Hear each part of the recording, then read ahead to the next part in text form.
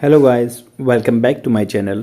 अगर आपने सब्सक्राइब नहीं किया तो प्लीज़ सब्सक्राइब कर लीजिए ताकि आपको आने वाले टाइम पे नोटिफिकेशन मिलते रहें। जैसा कि आप लोगों को पता है, मैं डेली द हिंदू न्यूज़पेपर से एक आर्टिकल लेके आता हूं जो कि आपके एग्ज़ाम पर्सपेक्टिव से बेनिफिशियल रहता है। स्पोकन इंग्लिश के लिए आपको बहुत सारा कंटेंट यहाँ से मिल जाएगा।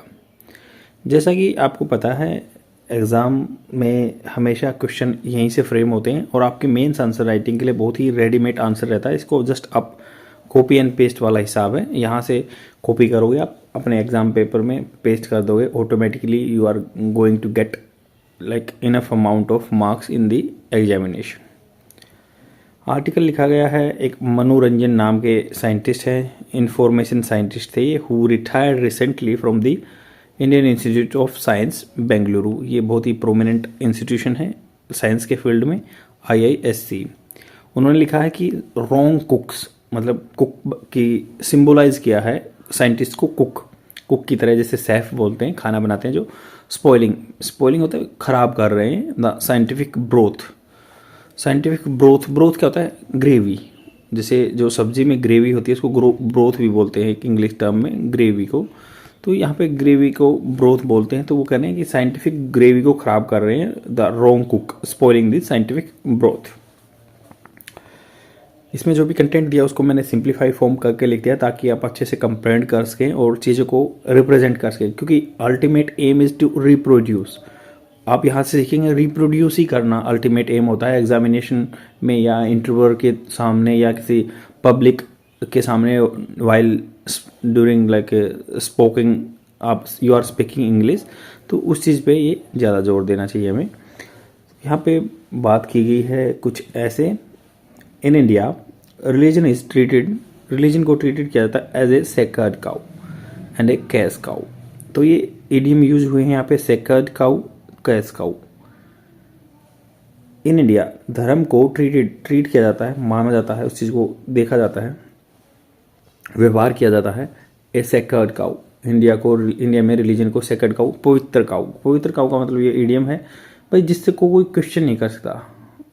डू नॉट क्वेश्चन, आप क्वेश्चन नहीं कर सकते इस चीज़ को, मतलब एक पैरामीटर सेट है, आप क्वेश्चन नहीं कर सकते, उसको बोलते हैं सेक्रेड काउ। यानी कैश काउ मतलब जहाँ से बहुत सारा प्रॉफिट आए, जैसे कि मान लो जो काउ दूध देती है उससे प्रॉफिट आता है। तो इंडिया में रिलीजन को काम माना भी जाता है कि भाई ये किसी को क्वेश्चन नहीं किया जा सकता, ये पैरामीटर सेट हैं, और कैश काउ यहाँ से प्रॉफिट भी आता है।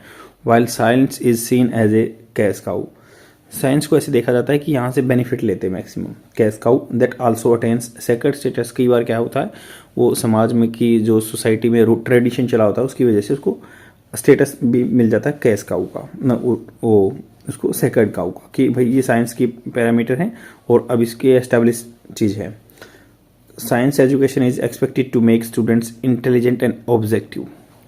तो साइंस एजुकेशन इससे एक्सपेक्टेड किया जाता है, आशा की जाती है कि ये बनाएगी स्टूडेंट्स को इंटेलिजेंट एंड ऑब्जेक्टिव। और जब ऑब्जेक्टिव मतलब उद्देश्य से भरे हुए और सिर्फ टू द पॉइंट बात करेंगे। ऑब्जेक्टिव का मतलब सब्जेक्टिव तो होता है बहुत लंबा चौड़ा हिसाब, जिसको कंप्रेंड करना पूरा टिपिकल रहता है, बट ऑब्जेक्टिव मतलब बिल्कुल टू द पॉइंट वाली बात होगी। But institution are filled with the scientist lacking true scientific temperament. But institution में बहुत सारे ऐसे साइंटिस्ट भरे हुए हैं जो लैकिंग है, उनमें कमी है। लैकिंग मतलब कमी होना, ट्रू रियल जो साइंटिफिक होती है वैज्ञानिक टेम्परामेंट, मिजाज, टेम्परामेंट होता है मिजाज, ये कहते हैं इसका टेम्परामेंट ऐसा है, वही शॉर्ट टेम्पर है या जो भी है, तो मिजाज। Knowledge from international American journals, journal क्या होते हैं? जो डॉक्यूमेंट्स होते हैं न्यूज़पेपर की तरह आते हैं, जर्नल्स जो होते हैं। Knowledge from the international American जो जर्नल है फ्लोज फ्रीली, वो इंडिया में बहुत फ्रीली फ्लो करते हैं। While local knowledge remains lockup and suppress होता है दबाना, और लॉकअप मतलब बंद पड़ी है। तो जो लोकल नॉलेज है वो बंद पड़ी है, बट अमेरिकन जर्नल्स की जो नॉलेज है वहाँ पे फ्री फ्लोट कर रही है इंडिया में। पेपर्स आर एसोट्रिक, पेपर ऑन एसोटोरिक है मिस्टीरियस, रहस्यमयी इसको, या इसका सिनोनिम्स भी होता है मिस्टीरियस। तो ये कह रहे हैं papers on the esoteric topics like an Indian ocean gravity hole, जैसे कि एक टॉपिक है भाई इंडियन ओशन में ग्रेविटी होल हो रहा है, अंदर संक हो रहा है ऐसे, तो गेट मोर अटेंशन, उसको ज़्यादा अटेंशन मिलती है then the local issue like the Bellandur lake frothing. Bellandur जगह है कर्नाटका में, वहाँ पे कह रहे हैं कि लेक फ्रोथिंग मतलब झाग, आपको पता होगा दिल्ली में भी झाग बन जाता है यमुना नदी में, तो उसको कम अटेंशन मिल रही है, बट इंटरनेशनल टॉपिक जो है इंडियन ओशन रीजन में क्या एक ग्रेविटी होल है या नहीं है, उसके पीछे ज़्यादा पड़े हुए हैं। साइंटिफिक प्रायोरिटीज, कैटर होता है किसी चीज़ की सेवा करना या उसको रिजोल्व करना। साइंटिफिक प्रायोरिटी करती हैं cater more to international audience than the solving local problem. Scientific जो प्रायोरिटी है कैटर करना, सेवा प्रदान करना किसको, मोर टू इंटरनेशनल ऑडियंस के लिए न्यूज़ लेके आते हैं, बट सोल्व नहीं कर रहे हैं local problem as compare to the international. Scientists need to shift focus from the prestige and curiosity-driven research to solving real-world problems like the pollution and AI threats. Writer का suggestion है कि भाई scientist को ऐसा काम करना चाहिए, shift करना चाहिए अपना जो प्रेस्टीज और क्यूरियोसिटी ड्रीवन, जो क्यूरियोसिटी होती है जिज्ञासा से ड्रीवन रिसर्च की बजाय सोल्व करनी चाहिए आदमियों की real world problem like pollution फैल रहा ज़्यादा और AI थ्रेट्स के हो रहे हैं, आर्टिफिशियल इंटेलिजेंस के जो डर हैं, थ्रेट्स हैं। दे मस्ट डिसेंड होता है उतरना, जैसे असेंड होता है असेंडिंग ऑर्डर, डिसेंडिंग ऑर्डर आपको पता होगा, मैथ्स में बहुत टर्म यूज की जाती है बच्चों के द्वारा। वो तो they must descend from the ivory tower. Ivory tower होता है मतलब आइवोरी वैसे तो हाथी का दांत होता है, बट ये आइवोरी टावर का एक इडियम यूज हुआ है।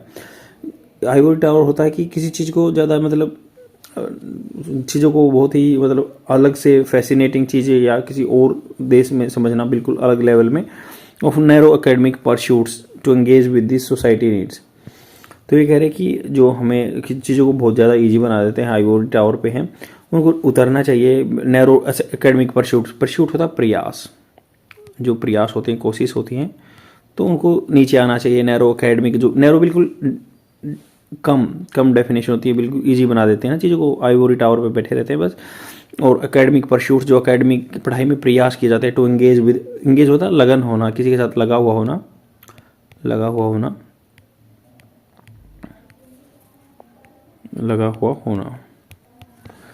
तो इन्होंने कहा कि भाई pursuit to engage with this society needs, society की ज़रूरत के साथ में लगा रहना चाहिए। तो जो एक आइवोरी टावर्स बस अपने माइंड स्टेट में से बैठे रहते हैं, उससे नीचे उतरना चाहिए। डिसिप्लिनरी साइलोज होता है अकेले, साइलोज मतलब अकेला। साइलोज का भंडार होता है ना, जैसे किसी अनाज का भंडार होता है, जैसे डिसिप्लिनरी में साइलोज यूजिंग सिंप्लीफाइड मॉडल्स, बिल्कुल आसान मॉडल्स, जो एक फ्रेमवर्क है, can not address complex real life issue, बिल्कुल ईजी बना देते हैं ना चीज़ों को। हम ये बोल रहे हैं कि आइवोरी टावर को ईजी बना देते हैं चीज़ों को। तो डिसिप्लिनरी साइलोज अलग अलग काम करेंगे, using simplified models can not address real life issue. Simplified model use करेंगे, बस जो कॉम्प्लिकेटेड चीज़ें हैं उनको ईजी बना के दे देंगे, वो ऐसे रियल लाइफ के इशू सोल्व नहीं करेंगे। रिक्वायरिंग होलिस्टिक अंडरस्टैंडिंग, होलिस्टिक होता है बिल्कुल व्यापक तौर पर, कंप्रेहेंसिव स्टडी चाहिए, अंडरस्टैंडिंग चाहिए। द रिडक्शनिस्ट, वो रिडक्शनिस्ट वही होगा जो प्रॉब्लम को बिल्कुल ईजी करके दिखाता है, रिडक्शनिस्ट बोलते हैं उसको। साइंटिफिक मेथड हैज़ लिमिट्स, इसकी लिमिट है। Must integrate knowledge across natural science, social science and humanities, मतलब हमें साइंस को जस्ट एक टेक्निकल सब्जेक्ट से नहीं देखना चाहिए, बस इसको सोसाइटी के साथ भी जोड़ना चाहिए, सोसाइटी की प्रॉब्लम सोल्व करनी चाहिए, एंड ह्यूमैनिटीज, मानवता को प्रायोरिटी देनी चाहिए। सब्जेक्टिविटी होता है कि बिल्कुल व्यापक तौर पर। एम्बिग्यूटी, सब्जेक्टिविटी होता है, मैंने बता दिया था आपको, बहुत वास्ट चीज़ें जिसको समझना थोड़ा टिपिकल है। एम्बिग्यूटी या धुंधलापन हो, किसी को वेग टर्म हो, lack of definitive answer or realities and when dealing with the human complexity. तो कोई हमेशा ऑब्जेक्टिव नहीं हो सकता है, सब्जेक्टिविटी होता है, और लैक ऑफ नॉलेज भी होती है, डेफिनेटिव आंसर होता है, realities when dealing with the human complexity, जब आदमियों की कॉम्प्लेक्सिटी या जटिलताओं से डील करते हैं। Practical knowledge to solve the problem is needed alongside the established absolute factual truths. Practical knowledge भी होनी जरूरी है जब प्रॉब्लम सोल्व करते हैं, इट नीडेड, बहुत उसकी जरूरत है, अलोंग द साइड, किसके साथ, किसी और एस्टैब्लिश करना, फर्म कर देना, किसी चीज़ को पुख्ता कर देना, absolute factual truths. Normal science rules have limited value, normal science के रूल क्या है, लिमिटेड वैल्यू है tackling complex socio technique problem. Normal science के जो रूल है, लिमिटेड वैल्यू है उसकी टैकलिंग करना, complex socio technical problem. Social science explain human behaviour, social science explain करती है ह्यूमन का behaviour and meaning, unlike natural science focus on the mechanical casualty. जैसे बात कर रहे हैं, नॉर्मल साइंस क्या करती है, rules have limited value in tackling होता है किसी चीज़ को, प्रॉब्लम को सोल्व करना।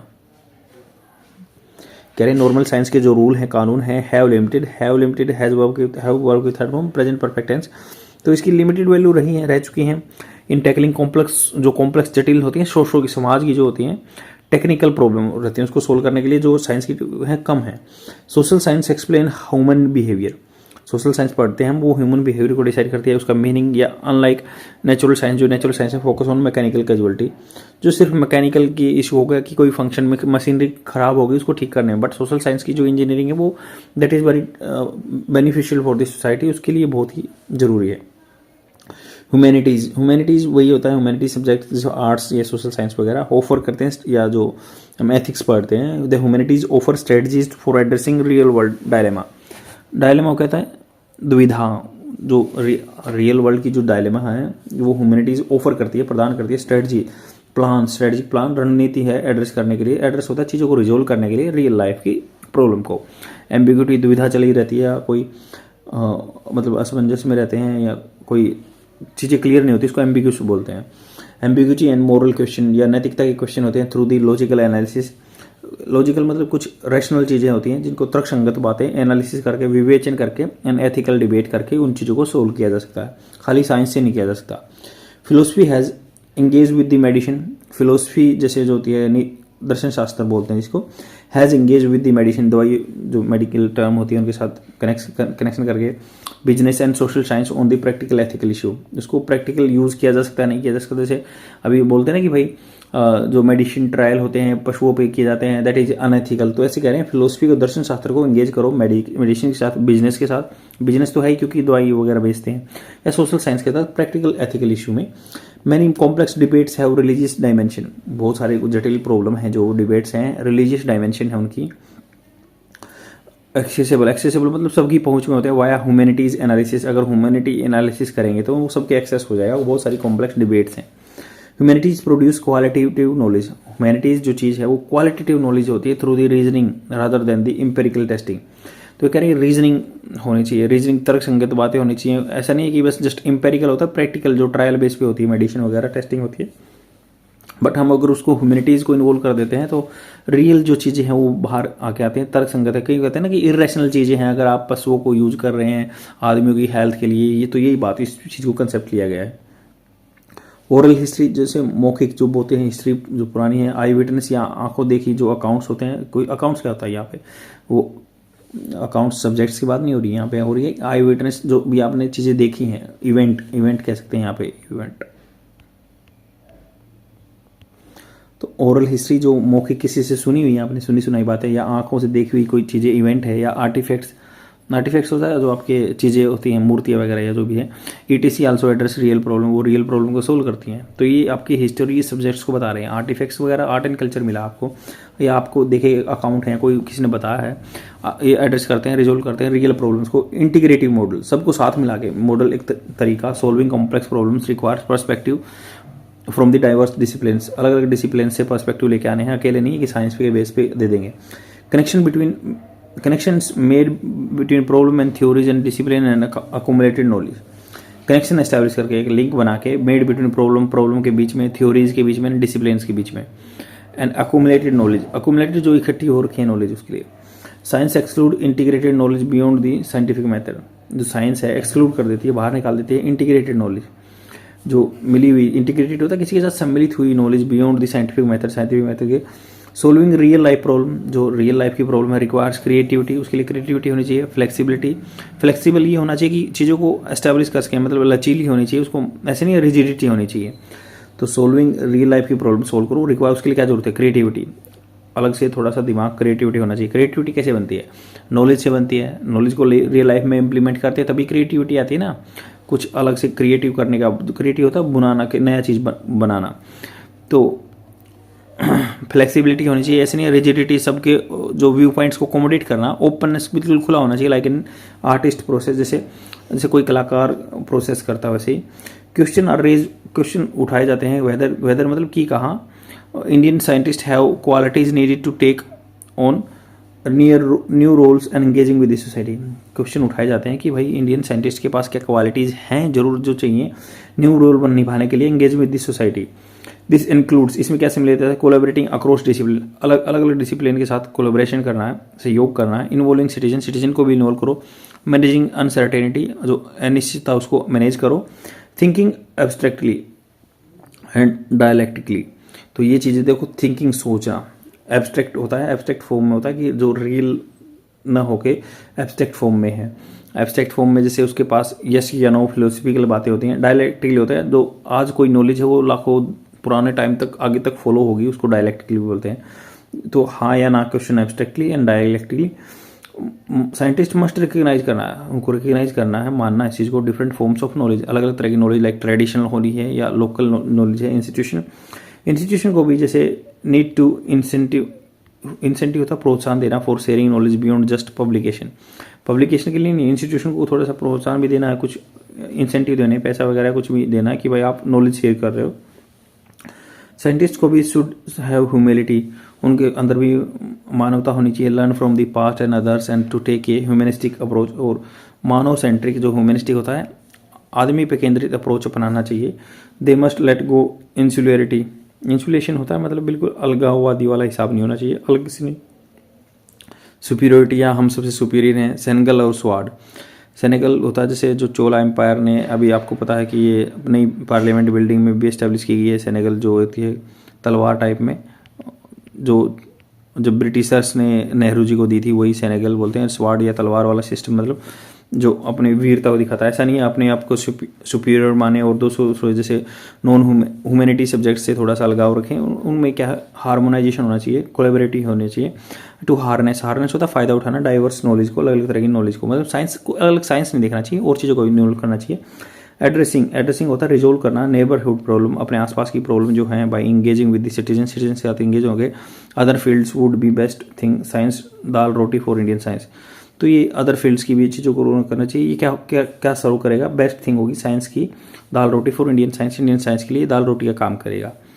आई होप आपको समझ में आया होगा कि जैसे ही ये क्या करें, साइंस को जोड़ने की कह रहे हैं ह्यूमैनिटी सब्जेक्ट से, इससे क्या क्या रियल लाइफ की प्रॉब्लम सोल्व होगी। ये नहीं है कि जो इंटरनेशनल अमेरिकन जर्नल छप रहे हैं उन पे ही जस्ट कॉन्सेंट्रेशन होगा। आज के टाइम में क्या है, नए जो ह्यूमैनिटीज़ के साथ जोड़ के हमें रियल लाइफ की प्रॉब्लम जैसे करनी है, जैसे पॉल्यूशन की प्रॉब्लम है, एआई की प्रॉब्लम है, हमें जस्ट अपना अलग नहीं बन के रहना। जैसे सेनेगल और स्वाड का सिम्बोलाइज करके अपने आप को कि हम सुपीरियर हैं साइंस सब्जेक्ट्स वाले, ह्यूमैनिटीज़ को भी इन्वॉल्व करके जानना है साइंटिस्ट को। और साइंटिस्ट को क्या होता है, एक अमालगमेशन होता है, कम्बिनेशन ऑफ द सिटीजन का है, वो टीचर्स का है, उन चीज़ों को ओपननेस, फ्लेक्सिबिलिटी, किसी को व्यू पॉइंट को अकोमोडेट करना चाहिए हमें। और इसकी जो क्या है, एक डायलेक्टिकली होता है, डायलेक्टिकली जो नॉलेज है एब्स्ट्रैक्टली फॉर्म में नहीं देखना चाहिए, जो आज से चली आएगी नॉलेज या पीछे से उसको, और एब्स्ट्रैक्टली होता है उसके हाँ ना पे, दोनों चीज़ों पे, पहलू पे ध्यान देना चाहिए। और इसमें क्या कर रहा है कि आपको जो सुनी सुनाई बातें हैं उनको भी ध्यान रखना चाहिए, या फिर जो अपने आई विटनेस एविडेंस हुए हैं, इवेंट हुए हैं, उनको भी देखना है। सभी चीज़ों को नॉलेज इकट्ठा करके जब रिप्रोड्यूस करनी है, ताकि सोसाइटी की वेलबींग के लिए अच्छी रह सके। आज के लिए इतना ही। शेयर जरूर कर देना अपने फ्रेंड में, और डेली देखते रहो। Thank you very much, bye.